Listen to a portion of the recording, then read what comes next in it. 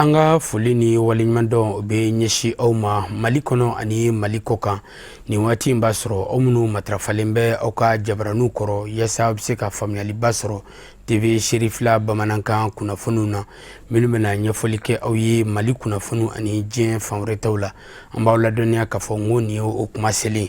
bakuruba kunnafoniw na Jamiyatu Ansardini a jamanaw minnu bɛ diɲɛ kurukara bɛɛ lajɛlen kɔnɔ n'a bɛ taa jamana 38 na jamana 29 olu de ye ɲɔgɔn sɔrɔ Mali kɔnɔna Bamakɔ faba kɔnɔ ka fara Mali silamɛ ɲɛmaaw ka tɔnba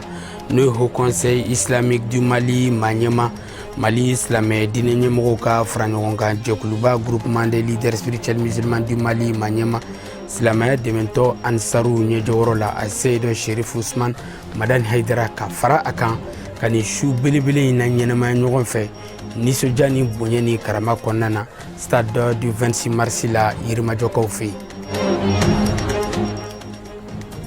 Alisa fɛn min ye an kuntigi Mahamadu Kira Mahamadu kisi ni nɛɛma b'a ye ale ka bangeni nisɔndiya ɲaɲanu n'an bɔra Bamakɔ an bɛ taa Kitakaw fɛ laada don Mali silamɛ diinɛ ɲɛmɔgɔw ka fara ɲɔgɔn kan jɛkuluba Groupement leaders spirituels musulmans du Mali Maɲɛma silamɛya dɛmɛtɔ Ansaru ɲɛjɔyɔrɔ a Seyidu Sherif Usman Madani Haidara a denkɛ a Seyidu Sherif Aliyu Usman Haidara ale bɛ taa fara Kitakaw kan wasa u ka se ka nin su belebele ɲɛnamaya ɲɔgɔn fɛ nisɔndiya ni bonya ni karama kɔnɔna na o fila na kɛ an ka bi bamanankan la kunnafoniw na kunbabaw ye ka fara kunnafoni wɛrɛ kan an da bɛna don minnu na k'u walawalaw ye waati kunkurunin aw bisimila.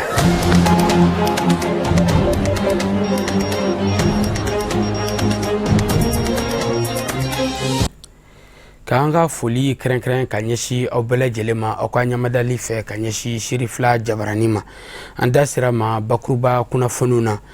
Mali silamɛw kɛrɛnkɛrɛnna Jamiyatu Ansardini ka bɔ diɲɛ kurukara bɛɛ lajɛlen kɔnɔna na n'a bɛ taa jamana 38 na nka jamana 29 Jamiyatu Ansardini tɔgɔ la olu de ye ɲɔgɔn sɔrɔ Bamakɔ faba kɔnɔ ka fara Mali silamɛ diinɛ ɲɛmɔgɔw ka tɔnba n'o ye Haut Conseil Islamique du Mali Maɲɛma Mali silamɛ diinɛ ɲɛmɔgɔw ka fara ɲɔgɔn kan jɛkuluba Groupement des leaders spirituels musulmans du Mali Maɲɛma silamɛya dɛmɛtɔ Ansaru ɲɛjɔyɔrɔ la a Seyidu Sherif Usman Madani Haidara ka jɛ ka mawuludu ka ɲɛnamaya ɲɔgɔn fɛ nisɔndiya ni bonya ni karama kɔnɔna na ɲinanta n'a dakun tun bɛ tali kɛ bɛn ani lakana sabatiliko ɲuman na Mali kɔnɔna na alisilamɛw u bɔra fan bɛɛ lajɛlen fɛ ka na stade du 26 mars Yirimajɔkaw fɛ ka fa tew i n'a fɔ dakɔnɔ ye wasa kana karamɔgɔ Haidara a bɛ wajulu belebele min kɛla san o san k'a lase alisilamɛw ma u bɛɛ lajɛlen ka kɛ nin ko seereya ye an ka ɲininikɛla Musa Fɔnba ani Lasine Sidibe Sherifila jabaraniso tɔgɔ la olu ye min sɔrɔ an ka jɛ ko ɲamada. Kabini Novembre kalo tile 9 sibiri ye silamɛya dɛmɛtɔ Ansar ɲɛmaya soba Fédération Ansardini Internationale mawuludu belebele min bɛ sigi senga a fɛ n'a bɛ ɲɛnamaya a ɲɛjɔyɔrɔ a Seyidu Sherif Usman Madani Haidara fɛ Mali silamatɔnw ka fara ɲɔgɔn kan jɛkuluba Haut Conseil Islamique du Mali Maɲɛma Mali silama diinɛ ɲɛmɔgɔw ka fara ɲɔgɔn kan jɛkuluba Groupement des leaders spirituels musulmans du Mali Maɲɛma silamɛya dɛmɛtɔ Ansaru bɔra jamana 29 de la ka ɲɔgɔn sɔrɔ ba Maliba la stade du 26 mars kɔnɔ jamana 38 na. O kuma damina waati min na n'i y'o jateminɛ ka na bi filɛ i b'a la tanu k'Ala barika da donc an b'a lɔn an karamɔgɔ ye kumakan min fɔ adamadenw y'a mɛn o y'a faamu donc o nisɔndiya de bɛ ne la ka fara nisɔndiya min kan tuguni o ye jamana kɔkan min ye Mali kɔkanna ye jamana 38 o bɛɛ lajɛlen ka an karamɔgɔ ka kumakan jaabi donc sunna jamana 29 de bɛ kɛnɛ in kan donc n'Ala sɔnna yanni denwuli cɛ a tɔw bɛ na nisɔndiya tɛ tɛmɛ o kan o bɛ diinɛ ka kɔrɔta le yira o bɛ an karamɔgɔ yɛrɛ ka maabaya le yira. Ayiwa n kɔni nisɔndiyalen don kosɛbɛ mɔgɔ ka kuma don ko n'i ko nisɔndiyabagatɔ ma k'a ka tasuma fiyɛ n'a nunji ma faga daji b'a faga a nisɔndiyalen don ka sababu kɛ jama nana a cayara san o san komi aw b'a kalama ɲinan ta de ka ca ka tɛmɛ salon ta kan wa san wɛrɛ ta ni Ala y'o yira mɔgɔ min na i b'a sɔrɔ o fana jama ka ca ni ɲinan ta ye mais jama caya in dɔrɔn tɛ a nisɔndiyayɔrɔba ye mun ye karamɔgɔ Haidara ye wele mun lancer a ye wele mun lancer mɔgɔw y'a mɛn a faamuyana o de la jama nana o de nisɔndiya banna parce que mɔgɔ minnu bɛna ta mɔgɔ kelen tɛ ninnu na ko mun bɛna wari nɔfɛ mɔgɔ kelen t'u la mun bɛna sanu nɔfɛ bɛɛ nana ko ala a n'a ka kira donc o ala kama ko a n'o kira kanu o de nisɔndiya banna parce que mɔgɔw nana o kira mun kama o kira ka bangeni kisi ni nɛɛma ma ale ka bangeni de ye su in na ye donc jama bɔra diɲɛ fan bɛɛ lajɛlen fɛ Allemagne Faransi Europe jamanaw kan Asie jamanaw kan Chine mɔgɔw bɔra farafinna jamana bɛɛ kan arabu jamanaw kan mɔgɔw nana ka bɔ diɲɛ fan bɛɛ fɛ nin bɛɛ nana kira kanu de kama jamanaw minnu nɔna bilalen kun do kɛnɛ kan 29 u y'u ka nisɔndiya jira labɛn kɛcogo la ka ɲɛsin mawuludu mɔ ni k'u ka nisɔndiya jira fana u ni zamzamiyu kɛli la ka ɲɔgɔn sɔrɔ Muhammadul Mustafa diinɛ laseli kɛnɛ kan o fɛnɛ ni fɛn man kan an ye hakilinaw de sɔrɔ k'a ye k'a fɔ san o san dɔ bɛ fara jama in kan labɛnw sabatila parce que kabini kalo 3 ka kɔn bi ɲɛ an ye réunion daminɛ o réunion kɔfɛ an nana Esad ni na yan fɔlɔ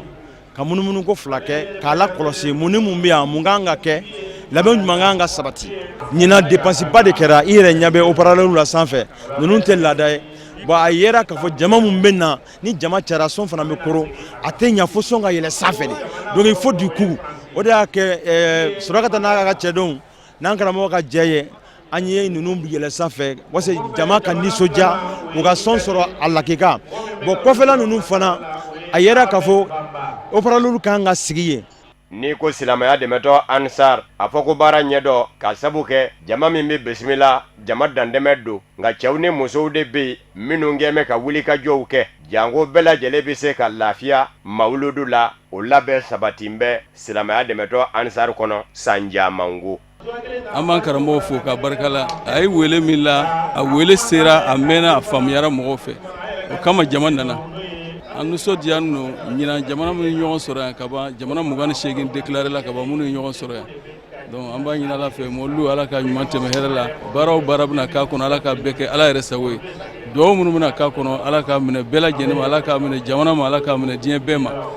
an b'aw ladɔnniya k'a fɔ Muhammadul Mustafa nɛɛma ni kisi b'a ye ka bangeni min bɛ ɲɛnamaya silamaya fɛ maaw de bɛ bɔ diɲɛ fan 14 bɛɛ lajɛlen la k'u kunda Mali faaba Bamakɔ kan jango u ni Mali silamadɔnw ka fara ɲɔgɔn kan jɛkuluba Haut Conseil Islamique du Mali ma ɲɛma Mali silama diinɛ ɲɛmaaw ka fara ɲɔgɔn kan jɛkuluba Groupement des leaders spirituels musulmans du Mali ma ɲɛma silamaya dɛmɛtɔ Ansaru ɲɛjɔyɔrɔ a Seyida Sherif Usman Madani Haidara bɛ se ka ɲɛnamaya ɲɔgɔn fɛ Ala k'an ka mawuludu caya Alisa an bɛ to stade du 26 mars kɔnɔna na an balakaw olu fana ma to kɔ ni mawuludu belebele ɲɛnɛmayali la min bɛ labɛn jamiyatu Ansar dini fɛ n'a bɛ ɲɛnɛmaya Mali silamɛ diinɛ ɲɛmaaw ka fara ɲɔgɔn kan jɛkuluba Groupement des leaders spirituels musulmans du Mali ma ɲɛma silamɛya dɛmɛtɔ Ansaru ɲɛjɔyɔrɔ la a Seyida Sherif Usman Madani Haidara an balaka ninnu fana bɔra ka caya Marietu Jalo ale ni Fatumata Dumbuya Sherifla Jabarani so tɔgɔ la u y'u ka kuma galamanin tɛnkun an balaka y'u caman na an ka jɛ k'o fana ɲamada ɲɔgɔn fɛ bɛɛ lajɛlen k'u sigilen no ka don min kɔnɔ tare tare o ɲɛnamaya la an kuntigi Mahamadu kisi ni nɛɛma b'a ye ale ka bangeli kɛra nisɔndiya kɔnɔ ni an fa ani an karamɔgɔ Asid Sherif Usman Madani Haidara ale ka wajulu dumanw ye jama bɔra diɲɛ fan 14 bɛɛ lajɛlen kɔnɔ ni k'i kunda stade du 26 mars ma samedi novembre kalo tile 9 musow ma to kɔ nin don kɛrɛnkɛrɛnnen ɲɛnamayali la u bɛɛ lajɛlen nana ka na dugawu kɛ walasa bɛɛ ni kelenya ka segin ka na an ka jamana kɔnɔ jamana 29 o de tun bɛ kɛnɛ kan an k'an bɛna Sheikh Sherif Usman Madani ka Haidara ka mawuludi la donc an dusu ka di tusala ka na mawuludi la quoi an kɔni nana an bɛ dugawu le kɛ Sheikh Sherif Usman Madani Haidara Ala k'a lakisi a n'a ka denbaya an jigi y'o ye bi an jigi y'o sini bari munna an jigi ye karamɔgɔ ye a n'a ka den an bɛ dugawu le k'o ye Ala k'o kisi o jugu tɔɔrɔ ma Sheikh Sherif Usman Madani Haidara a kɛra sababu ɲuman ye an musow ma k'anw dɛmɛ bi na alhamdulillah anw bɛ Ala tanu an bɛ Ala yɛrɛ le deli ni kɛnɛ ni yɛrɛ bonya kama masiba min bɛ an dara Burkina ni Mali Ala k'a ban Ala k'a ban Ala k'a kɛ kamatigiw kama a bɛ se ka wuli ka bɔ an dala cogo ma Ala k'o latigɛ an bɛ Ala fo ka Ala barika da ka foli fɔlɔ an karamɔgɔ la a Seydi Sherif Usman Madani Haidara sababu ɲuman n tɛ ɲinɛ a kɔ sijan ani kɛnɛya ani labanko ɲuman Ala k'o da n'a ka denbaya ma n'i y'an ye nin kɛnɛ in kan ko mawuludu kɛnɛ sababu y'ale ye an tɛ ɲinɛ a kɔ k'a fo k'a barika da n'an y'an karamɔgɔ n'a ka denbaya fo ko a barikada ne bi dugawu kɛ n'a ba kelen kelen bɛɛ lajɛlen ye cɛ ani muso yɔrɔ jamɔgɔ ani yɔrɔ surumɔgɔ k'u bɛɛ lajɛlen fo k'u barikada k'a fɔ masa aramani ye u nana hɛrɛ la cogo min na yarabi ala k'u bɛɛ lajɛlen ɲuman segin hɛrɛ la ten ka denbaya ɲuman sɔrɔ salon nin kɛnɛ kelen in sigira yan nɔ ka an ye dugawu kɛra bɛɛ lajɛlen ye nin kɛnɛ in kan yan ko ala ka san wɛrɛ yira an na masa aramani a ye san wɛrɛ yira a ye ɲinan yira an na ɲinan ma kɛ minnu ɲɛnɛ u ma fosi den kelen kɛ masa aramani na a kɛra an minnu fana ɲɛnɛ an fana ma fosi kɛ masa aramani na bɛɛ n'i ka wagati de don k'a fɔ ko ala ka hinɛ tabaw la ala ka yafa k'u ma u y'an kɔ kiti min na ala k'o nɔgɔya an n'u yɛrɛ bɛ taa jɛ min na ala k'o bɛɛ nɔgɔya o tuma an filɛ kɛnɛ min kan nin kɛnɛ wasalen kɛnɛ barikama sali yɛrɛ kɔni yɔrɔ bɛɛ lajɛlen fara kɛnɛ musokɔnɔna de wa kɛnɛmala de wa jama min bɛ kɛnɛma o tɛ kun sali in yɛrɛ kɔnɔ. Weledakan min bɛ fɛ k'a di n balima tɔw ma silamɛ bɛɛ lajɛlen ma mawuludu ye silamɛ bɛɛ ka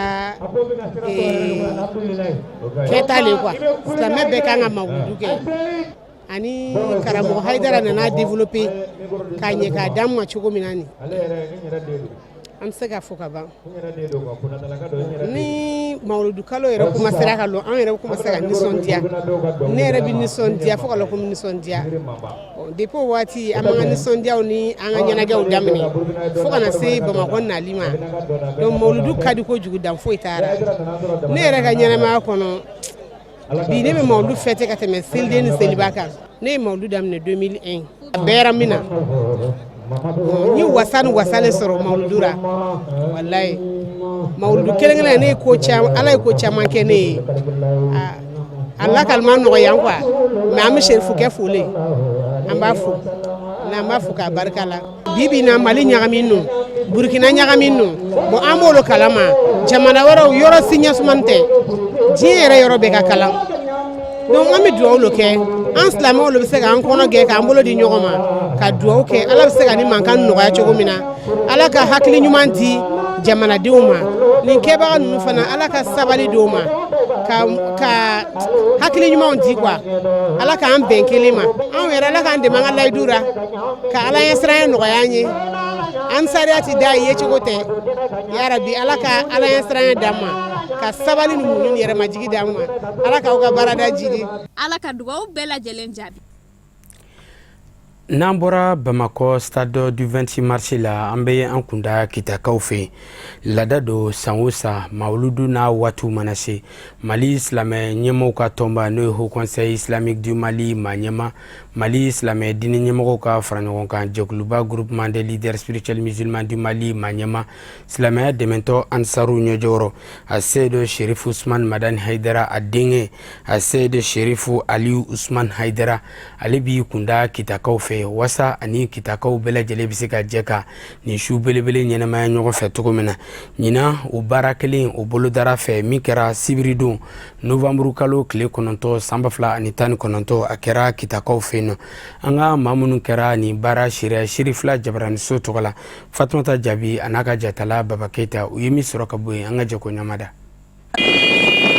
Dugubla o ka fisa ni laadawuli ye ka bɛn ni danfɛnw lasɔn hɛrɛma n'o ye Seyidul Bashari ale ka bangeli hukumu kɔnɔna ye n'o ye l'an 2019 Mawlud Nabawi Sharifu ye laada do kita Jamiyatu Ansardin Islamia tɔndenw u bɛ wele bila an karamɔgɔ an'an karamɔgɔ denkɛ n'o ye a Seyidi Sherif Badara Ali Usman Hayidara mun kosɔn u kana fara ɲɔgɔn kan k'u ka nisɔndiya an'u ka waleɲuman dɔ jira danba la alakira alayhi salam a ka bangeli hukumu kɔnɔna na an karamɔgɔ a Seyidi Sherif Badara Ali Usman Hayidara a ye laada in lakile ka bɛn samedi don ma a n'a ka taamadenw u bɔra Bamakɔ ni k'u kunda kita kan min hukumu kɔnɔna na sira la Kaniyɔndugu Lafasadugu u bɔra sira la ni ka an karamɔgɔ fo o bɛɛ kɔfɛ an dolen kɔfɛ kitakaw denmisɛnninw maakɔrɔ cɛw ni musow kita diinɛ ɲɛmɔgɔw autoritew ani ka fara kita maabaw caman kan u bɔra iko kɔnɔkulu ka an karamɔgɔ kunbɛn kabini kita donda la ni ka sɛnsɛn ka se dugu kɔnɔna na ka a bisimila a Seyidi Badara Ali Usman Hayidara a ye laada dɔ lakile n'o ye ka don kita maabaw ka taa foli bila u caaman na u ka sow kɔnɔ kabini alimamulakaw dugutigilakaw autoritew ani an balima kerecɛnw ani fɔ ka taa se sirifulakaw ka famiba ma kita kɔnɔna na. A bɛn'a ma ko kura tɛ kɔrɔlen ko don donc nali vraiment diyara n ye a bɛn'a ma an bɛ dugawu k'a ye kita bɛɛ tɔgɔ a la ni kɔmɔgɔ bɛɛ lajɛlen ko kura tɛ ka bisimila ka b'i ka so kini ka so. O kɔfɛ sufɛ wajulu kɛnɛ nana sigi min hukumu kɔnɔna na kita maabaw caaman kun bi a kɛnɛ kan ka bɛn nɛgɛ kanɲɛ 23 ma an karamɔgɔ Badara Aliyu Usman Haidara a bisimilala kɛnɛ kɔnɔna na. An b'a ɲini Ala fɛ Badara nali min kɛ a kɛra mɔgɔ hɛrɛ ye an ka foli bɛ ɲɛsin Usman Serifu Madani Haidara ma an b'a ɲini Ala fɛ sijan laban kɔni Ala k'o di Ala ma an kɔni sigilen don maalu ni ka fɔ k'an sa ani n'a nafolo an b'a dun maalu da fɛ. Nisɔndiya min bɛ ne la a tɛ se ka ban a tɛ se ka fɔ ka s'a dan na san o san karamɔgɔ bɛ na ni fɛti nin kɛ mais ɲinan ta jama cayara tuguni ka tɛmɛ salon kan donc ne ka nisɔndiya tɛ se ka fɔ ka s'a dan na n b'a ɲini kita cɛ n'a muso fɛ bɛɛ ka nin k'a kunko ye ka foli lase amisari mɔgɔw ma parce que n bɛ kita ye a bɛ san 2 bɔ vraiment amisari bɛ baara min kɛ kita ne yɛrɛ de b'a dɔn. O kɔfɛ Badara Aliyu Usman Haidara a ye laseliw kɛ min hukumu kɔnɔna na n'a ka laseli kun bɛ tali kɛ Alakiraba alayhi salam a cikun n'o ye diɲɛ bɛɛ lajɛlen ka hɛrɛ sɔrɔ ani fɔ ka taa se a ye ladilikanw caaman kɛ an ka jamana basigiliko kun kan k'aw ladɔnniya k'a fɔ kɛnɛ in kɔnɔna na cɛw ni musow caaman nana silamɛya donkan layidu 6 minɛ an karamɔgɔ bolo. An nisɔndiyalen don yan an farifurunen don yan a fɔ an ka kira cira alors an y'a ka cikan mɛn wa an b'a la ka baara kɛ ni a ka cikan ye ka sababuya kɛ kira ma ci foyi kama fo n'a kɛra danfɛn bɛɛ ka nɛɛma sɔrɔ ye ni kuranɛ b'o de fɔ wa ma arsalnaka ila rahmatan lil alamin o kumana n'Ala ye kira ci ko bɛɛ ka nɛɛma sɔrɔ o kumana anw minnu b'a nɔfɛ a ka kan an yɛrɛw ka o nɛɛma cari an yɛrɛ damaw ni ɲɔgɔn cɛ k'o jira diɲɛmaw la k'o jira silamɛw la welekan min bɛ n bolo ka ɲɛsin jamanadenw ma o de ye jamanadenw ka ɲɔgɔn minɛ i n'a fɔ ɲinan mawudu min taara n'o ye thème min taara groupement des leaders spirituels du Mali fɛ n'o de ye ɲɔgɔn fɛ ani lafiya ensemble pour la paix et la sécurité du Mali. Alors o hakilina min taara an bi wele kan ne bila silamɛ bɛɛ lajɛlen n'o de an bɛɛ ka fara ɲɔgɔn kan ka basigi ani muɲu ani kisi ani tanga ko ɲini an ka jamana kɔnɔna la. An bɛ dugawu don kɛ Ala ka dugawu bɛɛ lajɛlen minɛ san wɛrɛ mawuludu Ala k'o yira bɛɛ lajɛlen kɛnɛma na. Mawuludu tɛmɛnen kɔfɛ kunnafoni nasira wɛrɛw fɛ fanga ɲini jɛkulu Mouvement pour le Mali bakurubala MPM n'a ɲɛma ye Wasaden Adi Ɲangadu ye ka sanga ni a ka parti ɲɛmayaso ka baaraw bolodatugu ani u ka laɲini ye u ka bolofara min bɛ Ɲoro du Sahel olu ka tɔn n'o y'u ka biro ye o kɔni bilara sen kan min kɛra u ka jabala la ɲɔrɔkaw fɛ yen nɔ sibiridon novamburu kalo tile 9 san 2019 a kɛra nisɔndiyaba ye bawo parti kanubagaw a tɔndenw a n'a lafasabagaw ka bɔ Ɲoro du Sahel a n'a dafɛ lamini bɛɛ lajɛlen na u nana fara Adi Ɲangadu a n'a nɔfɛ jamajɛkulu kan ka nin baara kɛrɛnkɛrɛnni ka ka seereya min kɛra ɲɔrɔkaw fɛ yen nɔ an ka ɲinikɛla Samayira Sanogo a n'a ka jatala Nuhum Kone Sherifla Jabarani so tɔgɔ la u ye min sɔrɔ an ka jɛko ɲamada.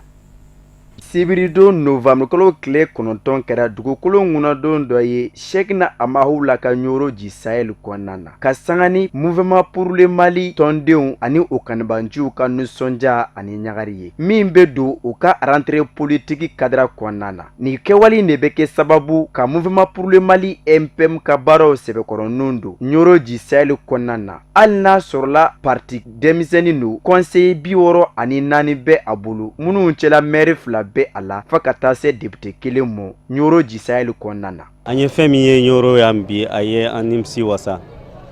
an nisɔndiyara ka da an ye jama min ye an ye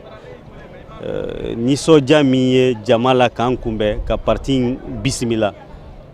an bɛ u fo dan tɛ foli min na an ye biro min fana ye n'o ye mɔgɔ 93 in ye ni a ɲɛmɔgɔ ye Bamodi Jakite ye an b'a dɔn k'a fɔ vraiment an jigi dalen don a kan n'a ma ɲa k'a fɔ ko biro sigila sen kan min kɔnɔna na mɔgɔ 96 bɛ a kɔnɔ. A ɲɛmaaba ka dantigɛliw la a galela ni ka a ka nisɔndiya ani karama yira ka sanga ni danaya min filɛ k'a ta k'a da hɛ kan ni ka sɔrɔ k'a yira kanubaw la k'a fɔ baara min don a ma nɔgɔ nka ka sanga ni olu ka cɛsiri ni wulikajɔw ye u na se sɔrɔ a la. ale b'a la k'a fɔ ni jama mun u ka danaya d'an kan n'u ye n dɛmɛ k'an kɔnkɔrɔma don c'est que sûr donc n bɛna se ka nɔ bɔ o de ye n fana ka laɲini ye n'Ala sɔnn'a ma. A diyara n ye a bonyana ma donc dan tɛ a bonyana ma tellement n tɛ se k'a fɔ ka s'a dan na parce que maa 90 ani maa 6 u kɛ sugandi donc danaya de y'o kɛ. A kɛlen ko ka biro in sigili tare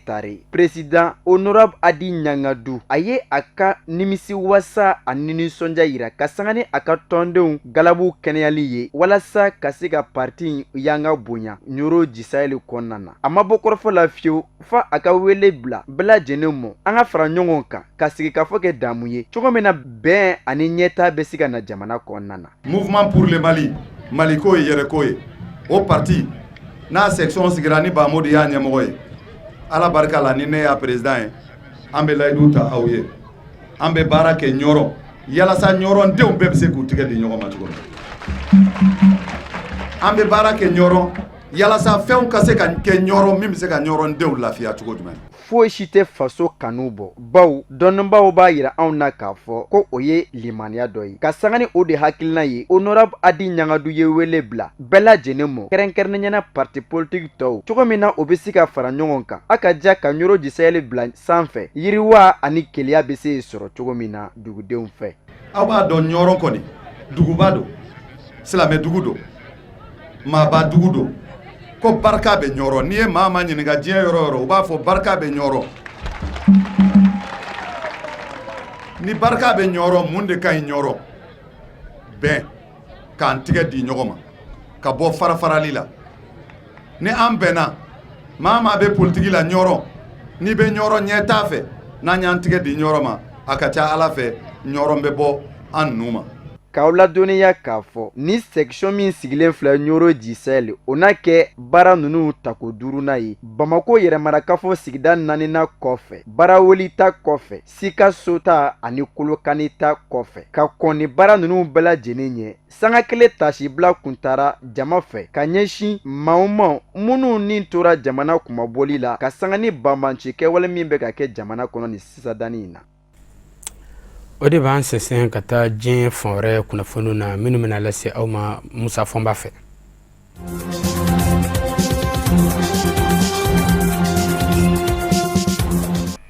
Laginɛ Konakiri jamana kɔnɔ wasadensigi kalata a bɛ kɛ kuma minnu na u dɔnna kalata labɛnni jɛkulu commission électorale nationale indépendante CENI ye a jira sibiri novembre kalo tile ta k'a fɔ a bɛ kɛ san 2020 février kalo tile ta ani 6 nin y'a siɲɛ caman de ye Laginɛ Konakiri wasadensigi kalata bɛ bɔ a jɔ a kɔrɔ a kun kan ka kɛ san 2018 nka jirala k'a fɔ o tɛ se kɛ kalata labɛnni jɛkulu ɲɛmaa Amadu Salifa Kebe septembre kalo tɛmɛnen a kun ye kuma dɔ fɛnɛ dajira k'a fɔ san 2019 min n'an b'o la o décembre kalo tile 28 k'a bɛ kɛ o yɔrɔ bɛ fanga sinɛmatɔnw y'a jira k'a fɔ kɛcogo tɛ a la fo n'o y'a sɔrɔla Alpha Konde ka laɲini de dankɛnɛmayatɔ don ka sabu kɛ olu sigi an bɛɛ la k'a fɔ a b'a fɛ ka mandan sabanan ɲini jamanakuntigisigi kalata senfɛ san 2020 k'o de y'a to k'a bɛ ka yɛlɛma don cogo ɲini jamana sariya sunba la mankan cayalen diɲɛ Faransi kan fɔ jamanaw ka jɛkuluba Organisation Internationale de la Francophonie OIF o fɛnɛ y'i sen don o ko la k'a jira fanga na Laginɛ Konakiri jamana kɔnɔ k'a fɔ san 2019 décembre kalo tile 28 wasadensigi kalata labɛnni k'a ka lajɛji ɲɛmajɔlen na o yɔrɔ bɛɛ faamaw ni kalata labɛnni jɛkulu ye a lajɛ k'o kuma fɔlen in bila ni Nzeiza maa minnu kɛmɛ ka bisimila minɛ kalata labɛnni jɛkulu commission électorale nationale indépendante CENI kɔnɔ u bɛɛ lajɛlen y'a yira k'a fɔ u bɛnna san 2020 février kalo tile 16 de kan wa kalata labɛnni jɛkulu ɲɛmaa y'a yira fana k'a fɔ labɛn sabatilen bɛ a ka jɛkulu kɔnɔ ka se ka kalata jɛlen kalata jolen labɛn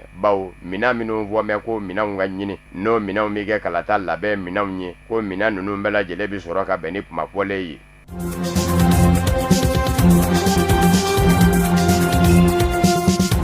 Konowari jamana kono barakɛlaw ka lapasa jɛkulu n'o ye foroba baarakɛlaw ye u nisɔngoya bɛ bi hakilina dɔ kɔrɔ hakilina min ni fanga na mɛn ni a ye dɛmɛw minnu bɛ kɛ foroba cakɛlaw ye n'o bɛ kɛ sababu ye k'u ka furakɛliko nɔgɔya u kama ko couverture maladie universelle yɛlɛmakura don bɛ a la Konowari jamana kɔnɔ min bɛn dɛ foroba cakɛlaw ma kabini octobre kalo tile gale foroba cakɛlaw gɛrɛndɛba bɛ u dala n'u sera kɛnɛyaso la k'u b'u yɛrɛ furakɛ walikelen k'u b'u ka denbaya ma furakɛ wari min bɛ tigɛ i kun n'o bɛ taa fara i furakɛli sara kan n'i kɛra banafɛn ye ka furakɛli musaka nɔgɔya i ye o tɛ ka se ka kɛ ala hɛrɛ la Yves Désiré Seri ni ale ye foroba baarakɛlaw ka lapasa jɛkulu babu sendigi ye a y'a yira k'a fɔ couverture maladie universelle n'o ye furakɛli cogo ye nɔgɔya sira kan n'i sera labitaninsow la sɛbɛnni min kan ka d'i ma n'o bɛ lafa i ka cogoyaw la n'o fana bɛ kɛ sababu ye i ka se ka fura sɔrɔ k'i yɛrɛ furakɛ k'o sɛbɛn bɔra ni daɲa bɛ labitaninso caman na n'a sɛbɛn bɔra ni daɲa ma sɔrɔ labitaninso min na i bɛ taa sɔrɔ fura fana tɛ labitaninso la o kumana ko nin kɛmɛ gwɛlɛyaba ye olu bolo Karim Bamba ni ale ye caisse nationale d'assurance maladie jɛkulu min ɲɛsin bɛ ko in yɛrɛ a donni mɔ bala a ɲɛmaaba a y'a yira k'a fɔ baarakɛlaw ka lafasa jɛkulu ka funu bi faamu nka a bɛ ɲini bɛɛ fɛ bɛɛ k'i bolo da i dusu la ka sabu kɛ couverture maladie universelle baarakɛlaw ka lafasa jɛkulu kelen tɛ kɔnɔwari ka den bɛɛ lajɛlen de bɛ bɔ a numɔ ni ko b'o cogo la a ka kan jateminɛw ka kɛ a la fiɲɛmisɛnnin dɔw bɛ yen minnu kan ka furakɛ u fɛ minɛ k'o fana ye tiɲɛ nka baarakɛlaw ka lafasa jɛkulu babu sendigi ni o ye Yves Désiré Seri ye a ko maa tɛ se k'a fɔ k'i b'i muɲu nin kɔrɔ k'i bolo da i dusu la maaw tɛ ka se k'u yɛrɛ furakɛ maaw bɛ ka sa ko maa bɛ muɲu yanni sa don cɛya o kumana k'u b'a ɲini jamana faamaw fɛ n'a b'o cogo la ko tɛ ka se ka ɲɛ sɔrɔ biɲɛ kura bɔti t'a wɔyɔ kɔ nin ye ko kura ye u ka dɛmɛni kɛ jɛkulu kɔrɔw minnu kun bɛ yen n'o ye mutuelle ye ni kura ka fiyɛ olu la k'olu sigi sen kan yann'u ka ɲɛ sɔrɔ couverture maladie universelle kura nanen na n'o tɛ ko maaw ni bɛ ka tiɲɛ alamusa nata caisse nationale d'assurance maladie Konowarikaw fɛ yen ani baarakɛlaw ka lafasa jɛkuluw bɛ ɲɔgɔn ye ka lajɛ ka wuli cogo ɲini gwɛlɛya la.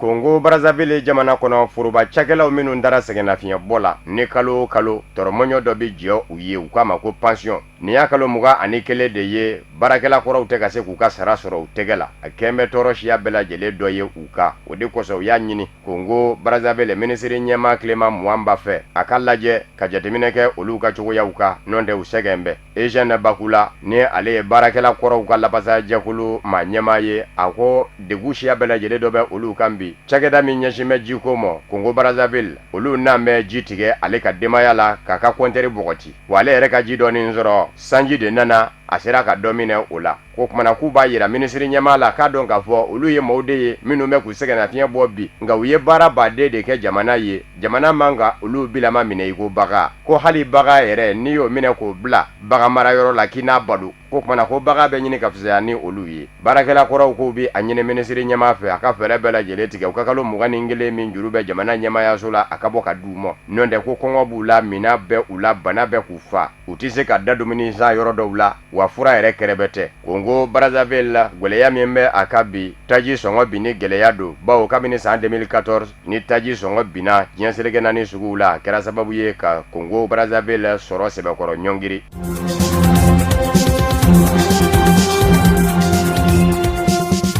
Wasadensigi galata a bɛ kɛ février kalo tile 9 san 2020 Cameroun ni ma ɲɛmaw ye a jira k'a fɔ bɛɛ k'i sigi n'o ye Wasadensigi galata ani mairisigi galataw a mɛnna u kɛlen bi dɔgɔda ka laban k'u bɔ u dɔgɔkɔrɔ nka dimanche jamana ɲɛmaa Paul Biya ye sariya se dɔ ta k'a jira k'a fɔ san 2020 février kalo tile 9 a bɛ kɛ o la Cameroun ni kɔnɔ kalata na se ka kɛ nin kuma in na dɔw bɛ k'u yɛrɛ ɲininka ka sabu kɛ fɔɲɔgɔnkɔ min bɛ a anglɛkanfɔma yɔrɔ maaw ni jamana ɲɛmaayaso ni ɲɔgɔn cɛ o fɔɲɔgɔnkɔ kɛra sababu ye ka maa ba sabaden bɔnɛ a nin na wa o fɛnɛ kɛra kɔlɔlɔba ye kalata nasira kan barisabu ka da ka jamanakuntigisigi kalata min kɛra ni jamana ɲɛmaa Paul Biya labanna ka kɛ jamana ɲɛmaa ye ko kura ni ye kalatalaw sigi sigiyɔrɔma 5 ka taa se 15 ma olu si ma se ka kalata anglɛkanfɔma yɔrɔ la ni kalata in fɛnɛ sera ka kɛ kɛfɛn ye fangaw fɛnɛ jate na se ka dɔn politiki bina k'u kan ka sabu kɛ fanga ɲinindɔ be bi a kɛn bɛ ka sangaba sɔrɔ Maurice Kamto ka fanga ɲinindɔ MRC jamanakuntigisigi kalata la ani Paul Biya de ye ɲɔgɔn sɔrɔ barabila fɔli la nka wasabulo min bɛ senna bi wasaden kelen dɔrɔn de bɛ a tɔgɔ la o wasabulo fɛnɛ be yen de kabini san 2013 maa kura wɛrɛ min fɛnɛ be yen politiki bina k'u ka n'a tɛ njɔn o ye Kabara Libi ye jamanakuntigisigi kalata la ale nana jɔyɔrɔ sabanan na John Furundi ni ale ye SDF fanga ɲinindɔ ɲɛmaa ye wasabulo kɔnɔ ale de ka wasaden ka ca ni bɛɛ lajɛlen ta ye nka jamanakuntigisigi kalataw la dɔw y'a yira k'a fɔ a kɛra lebu ye a bolo ka sabu kɛ kɛmɛ sara la Cameroun ka den mana sigi 3 dɔrɔn de ye kalata a ka fanga ɲinindɔ ye wa ale yɛrɛ bi bɔ kɔnɔ min na ni o ye Anglais mɔgɔyɔrɔ ye bɛɛ banna ka kalata ye ka sanga ni ale yɛrɛ ka laɲini ye o fɛnɛ ye dadigiba kɛ a la.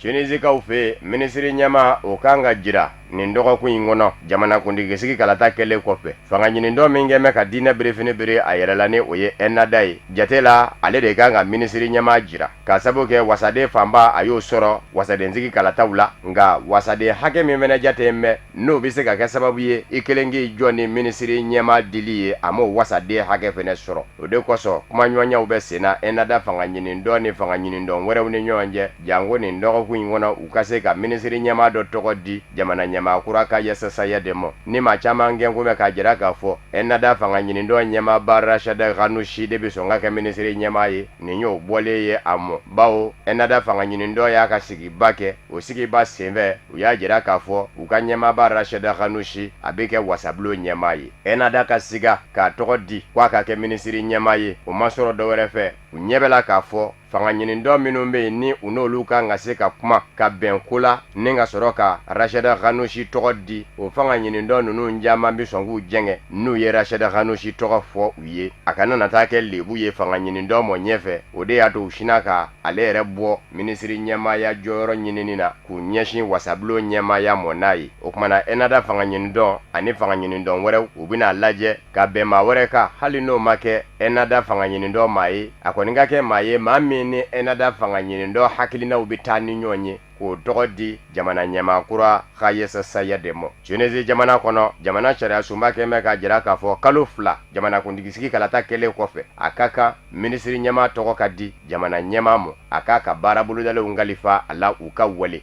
n'o kalo 2 dafara ka sɔrɔ fanga ɲinindɔ min ye wasaden caman sɔrɔ a ma se ka minisiri ɲɛma tɔgɔ di walikelen a ka wasaden sɔrɔlen ma se ka bɔli kɛ a ma se ka fanga ɲinindɔ wɛrɛw wasadenw fɛnɛ fara a yɛrɛ kan u ka se ka bɔli kɛ ka minisiri ɲɛma tɔgɔ di jamana ɲɛma mɔ o kuma jamana ɲɛma yɛrɛ de b'a diyagoya wasabulo kasa ni minisiri ɲɛma dɔ sigili ye ka gouvernement sigi o de y'a to nin dɔgɔkun in man ka tɛmɛ fiyewu k'a sɔrɔ wasabulo kɔnɔ maa dɔ ma dajira jamana ɲɛma la k'o ye minisiri ɲɛma ye.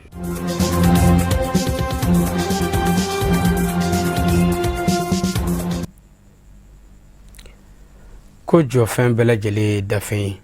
Dramane Jara ni bɛɛ lajɛlen b'a wele ko Wula Maître Wula n'ale tun ye Mali silamɛ tɔnbaw ka ɲɛma n'o ye Haut Conseil Islamique du Mali ma ɲɛma Mali silamɛ diinɛ ɲɛmɔgɔw ka fara ɲɔgɔn kan jɛkuluba groupement des leaders spirituels musulmans du Mali ma ɲɛma silamɛya dɛmɛtɔ Ansaru ɲɛjɔyɔrɔ a Seyidu Cherif Ousmane Madani Haidara ka lakana tigilama dɔ ye n'an b'a wele ko garde rapproché ala y'ale ka kalifa minɛ la min kɛra jumadon novembre kalo tile 8 sanba 2019 a kɛra Sikasokaw fɛ yen nɔ a ka janaja bɛɛ lajɛlen kɛra karidon novembre kalo tile 10 sanba 2019 a kɛra Bankɔni Jankinɛbugu la Sherifila misiriba kɔnɔna na terilakaw ni somɔgɔw an'a baarakɛɲɔgɔnw ka fara silamɛw kan ka bɔ fan bɛɛ lajɛlen fɛ u nana fara ɲɔgɔn kan ka taa Dramane Jara ka taa bila a dayɔrɔ laban na an ka ɲininikɛla Samayira Sanogo a n'a ka jatala Ibrahima Kulibali nka a bɛ lase karamɔgɔ Musa Fɔnba fɛ an ka jɛ k'a ɲamada. San 1971 avril kalo tile 7 de Dramane Jara ni u kun ka ma ko Maître Wula bangena Bakari Bugu farikolo ɲɛnajɛ min bɛ wele ko kunfu wushu au 7e dandu Mali Silamaton ka fara ɲɔgɔn ka jɛkuluba Haut Conseil islamique du Mali ma ɲɛma Mali Silama diinɛ ɲɛmaw ka fara ɲɔgɔn ka jɛkuluba groupement des leaders spirituels musulmans du Mali ma ɲɛma silamɛya dɛmɛtɔ Ansaru ɲɛjɔyɔrɔ a Seyida Sherif Ousmane Madani Haidara nɔfɛ a kun gɛngumɛ ka ni di o lakanani na Ala ka lakana kɔfɛ n'an ko ma ko garde rapproché a ka janajaw minnu sigira senga ka bɛn ni dimanche novembre kalo tile ta ye Bangoni Janginɛbugu la Sirifila misiriba kɔnɔ balima siraw teri siraw jɛɲɔgɔn siraw bɛɛ lajɛlen ye ɲɔgɔn sɔrɔ misiriba kɔnɔ Zamzami y'u selila kan ka sabu kɛ Dramani Jara ni u kun ka ma ko Maître Wula a y'a ka ɲɛnamaya bɛɛ lajɛlen bɛɛ diinɛ dɛmɛni mɔ silamɛya don ka layidu wɔɔrɔ Bayatul Islamiya san 1995 a donna n'o ye diinɛ na ka kɛ silamɛya dɛmɛtɔ Ansar tɔnden ye san min dara o ka san 1996 an balimakɛ n'a jɛɲɔgɔnkɛ n'o ye Abdramani Jara n'a bɛ wele ko Wula an n'a jɛra jɛɲɔgɔnya kɔnɔna na ni o ye Ala ko in de ye ani Haidara ko sabu anw n'a ye ɲɔgɔn dɔn kabiri 95 ouais k'a fɔ 94 laban ka don 95 la an n'a ye ɲɔgɔn dɔn an kalanni sira de ka karate la nin kɛnɛ kɔni ka dɔwɛrɛ foyi tɛ yen fo an bɛ dugawu kɛ dɔrɔn Ala k'a dayɔrɔ nɛɛma Ala k'a kalifa a ka somɔgɔw fana jɛna k'a to Haidara bolo Haidara fana y'a minɛ Ansaru y'a minɛ Ala ka bɛɛ sara n'o tɛ Bakaribugu bɛɛ bɛ yan bi alimami o a fɛnmɔgɔw bɛɛ bɛ yan bi Maître Wula ka daɲani a bɛna kɛnɛba to farikolo ɲɛnajɛ ɲɛmayaso ye farikolo ɲɛnajɛ min bɛ wele ko Kunfu Wushu n'a kun y'o 7e danni ye Fédération Malienne de Kunfu Wushu kɔnɔ a ma ɲɛmaw ka fɔ la mun bɛ n bolo ka fɔ dɔrɔn o de sabali ani duwawu ye o de bɛ n bolo sabula Wula ka ɲɛnamaya kabako de don kabakoba Wula ye fɛn fila dɔrɔn de k'a ka ɲɛnamaya kɔnɔ fɛn fila a ka ɲɛnamaya bɛɛ bɛnn'o ma Kinfu a y'o kanu ka don la o de y'a sama ka se Sherifu ma ka Sherifu ka baara kɛ wa Wula ka fɛn bɛɛ banna yan bon mɔgɔ min y'a ka ɲɛnamaya kɛ ten wajulikan de don bɛɛ lajɛlen ma ɔ a b'an bɛɛ de ladi fana o la foyi tɛ ne bolo ka fɔ Wula kan dɔrɔn ka duwawu k'a ye ani a kɔmɔgɔw ka sabali Dramani Jara Maître Wula a balimaw bɛɛ lajɛlen tɔgɔ la Amidu Jara ye kuma ta ka wale ɲuman dɔn kɛ ka ɲɛsin Mali Silamatɔnw ka fara ɲɔgɔn kan jɛkuluba Haut Conseil islamique du Mali ma ɲɛma Mali Silama diinɛ ɲɛmaw ka fara ɲɔgɔn kan jɛkuluba groupement des leaders spirituels musulmans du Mali ma ɲɛma silamɛya dɛmɛtɔ Ansaru ɲɛjɔyɔrɔ a Seyida Sherif Ousmane Madani Haidara la a n'u balimakɛ ka jɛ la jɛ min ma kɛ nimisa ye alhamdulillah an bɛ kɛnɛ min kan nin ye kɛnɛba ye ni miiri ani tasi yɔrɔ ye Ala ye nin kɛnɛ in kangari da an bɛɛ lajɛlen ye parce que Ala ko kuranɛ kɔnɔ kullu man alayha fanin fɛn o fɛn n'a bɛ dugumakolo sanfɛ k'a bɛ ban o fɛn min bɛ to dɔrɔn o de ye Ala ɲɛda wa yabqa wajhu rabbika zul jalali wal ikram bon Ala ye lajarabi min d'an kan nin n'o ye an balimakɛ ani an kɔrɔkɛ ani dɔw dɔgɔnin don ale ka soma yɛlɛma ka taa ka hayatul barzaki la n'o ye kaburu kɔnɔ dali ye an dusukun kamkaminen don mɛ n'an miirila saya kɛcogo la ka miiri bonya minnu kɛra a kɔnɔ a bɛ an hakili sigi jarala bɛɛ tɔgɔ la yarabi Ala ka saya kama lafiya ye Ala ka saya kama lafiya ye Ala ka kaburu nɔrɔ ka foli lase Ansaru bɛɛ lajɛlen ma kɛrɛnkɛrɛnya ma Seydi Sherif Ousmane Madani Haidara n'a ka denbaya an bɛ foli lase u ma u ye cɛsiri min kɛ kabi Wula balolen don fo ka n'a bila a fatuli la a ma dogo donc jarala bɛɛ ka foli don ka ɲɛsin a ma silamɛya dɛmɛtɔ Ansar ɲɛmayasoba Fédération Ansardine Internationale Fadi ɲɛmaaba silamɛya dɛmɛtɔ Ansaru bɛɛ lajɛlen tɔgɔ la u ye dugawu dun kɛ Maître Wula ye ka laban ka seereya k'a fɔ Maître Wula y'a ka maaya bɛɛ lajɛlen bɛɛ silamɛya diinɛ lapasali ma olu y'a seere ye o baara la an balimakɛ an b'a seereya k'a fɔ a tugura an karamɔgɔ kɔ ale ye an ka sécurité fɔlɔ dɔ ye minnu tugura karamɔgɔ kɔ n'u ni an'u ka nafolo ye an karamɔgɔ nɔfɛ nka foli bɛɛ bɛ segin an karamɔgɔ le ma ale min kɛlen bɛ nin sababu ɲuman ye an bɛɛ lajɛlen ma an wasara kunun an taara so kɔnɔ faso mɔgɔw ye min fɔ kunun an ye a y'an wasa o ko n'an nana an ka karamɔgɔ fo ko karamɔgɔ ko hɔrɔn don hɔrɔn jɛɲɔgɔn don k'a ye fɛn bɛɛ k'olu ye karamɔgɔ an bɛ dugawu k'a ye sijan ani kɛnɛ ani lafiya ala k'o d'a ma an balimakɛ ala ka hinɛ na ala ka yafa ma ala ka layɔrɔ suma jamayati ansardin bi tɔnden bi yɔrɔ yɔrɔ bi bɛɛ degunna ka sababuya kɛ a tani ye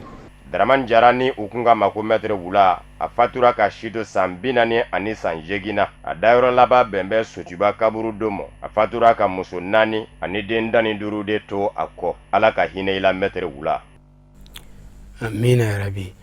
Mali Islamé diinɛ ɲɛmaaw ka fara ɲɔgɔn kan jɛkuluba groupement des leaders spirituels musulmans du Mali Manyema silamɛya dɛmɛtɔ Ansaru ɲɛjɔyɔrɔ a se de Sherif Ousmane Madani Haidara a ye dakuruɲa 2 sɔrɔ an ka jɛko ɲamada ɲɔgɔn fɛ.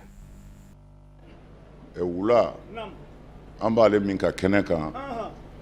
ne hakili la Ansaru bɛɛ bɛ Wula dɔn. Wula n'i ye kunanja ye yɔrɔ o yɔrɔ a falenna yiri dɔ de la. Ala ye a ka sababu n'a ka an ni Wula jɛ ale Ala yɛrɛ de tɔgɔ la fo ka se a ka do laban ma Wula bɛ o sira kelen kan mais n'i y'a jate minɛ ju b'a la dɛ a ju fɔra aw ye sisan ni jiri ju ka ɲi a bɛ den ɲumanw bɔ Wula ba jate la n den de don Wula ye mɔden de ye mais Wula somɔgɔw kan ka fo den bɛ fɛn dɔ kanu n'a ma diya bangebaaw ye hali n'a kɛra a bɛ kɛ ɲɛkumu kan mais Wula ka denbaya bɛɛ an bɛ Wula de dɔn an nɔfɛ Wula dɔgɔkɛ bɛ yan san o san n'a ma dɛsɛ a b'a ka jama fara ɲɔgɔn kan ka na ne Haidara fɛ yan san o san n'a bɛna fana a ba bɛ fara a ka bonya kama kanu kama ka na nin so in kɔnɔ kumana Wula kelen tɛ dɛ Wula ka du bɛɛ de don Wula ka famille bɛɛ de don u bɛɛ ye Ala kanu ka Haidara kanu u sara bɛ Ala de bolo Wula min y'an kɔn Ala ka hinɛ na an bɛ dugawu k'a ye a bɛ yɔrɔ min na anw ti la nuzaki alalahi ahad an ti maa si ko k'a jɛ Ala fɛ Ala de b'a ka jɔnw dɔn Ala de b'a ka jɔnw dɔn mais Ala t'a yɛrɛ sɔsɔ la yubaddalu qawlu ladayya wa ma ana bizalamin lil abid kuma ti yɛlɛmɛ ne fɛ Ala ko ten wa n ti jɔn tɔɲɔ mais maa o maa ye nin sira in kanu Ala t'i fɔ a kunnangoya kan sira wɛrɛ tɛ o a ye sira Ala ɲɛ a y'a jogo ɲɛ a sigilen bɛ nin de kan wurudi sira tɛ moriya sira tɛ taabolo sira tɛ Ala ni kira ko min nin sigilen bɛ o de kan maa o maa ye nin sira in kanu Ala t'i fɔ a kunnangoya kan aynun bakat min khashyati llahi wa aynun batat taharusu fi sabilillah Ala kira ko sallallahu alaihi wasallam ko ɲɛ fila bɛ yen ko tasuma ti o ɲɛ fila jeni lahara ɲɛ min Ala tɔgɔ fɔra Ala ka kumaw fɔra hinɛ y'a dusukun minɛ Ala ɲɛsiranya kama a kasira Ala ko a t'o ɲɛ jeni ɲɛ filanan ɲɛ min a sira ka gardi kɛ a sira ka gardi kɛ Ala ka diinɛ dɛmɛ sira kan Ala ko ɲɛ o ɲɛ sira a ɲɛ na ale Ala ka diinɛ dɛmɛ ni gardi nɔfɛ k'a y'o sogo haramuya jahanɛmɛ ma alors Wula ka ɲɛnamaya kɛra nin sira ninnu de kan Ala ka hinɛ Wula la Ala k'a dayɔrɔ nɛɛma minnu balolen bɛ Ala k'olu kisi Ala k'a n'u tanga Ala k'a n'u kɔlɔsi Ala ka hɛrɛ k'a n'aw ye Ala k'an yɛrɛ ta don ɲɛ Ala kira bonya kama sɔli ala rasul Maître Wula Ala k'i dayɔrɔ sumaya o bi dansiri bi bamanankan kunnafoni sɔrɔlen na min na bɛnna kunnafoni di so ɲɛmaayaso fɛ kalasaw ma ka sanga ni kuma ye aw ni ce aw ka ɲamadali fɛ aw k'an bɛn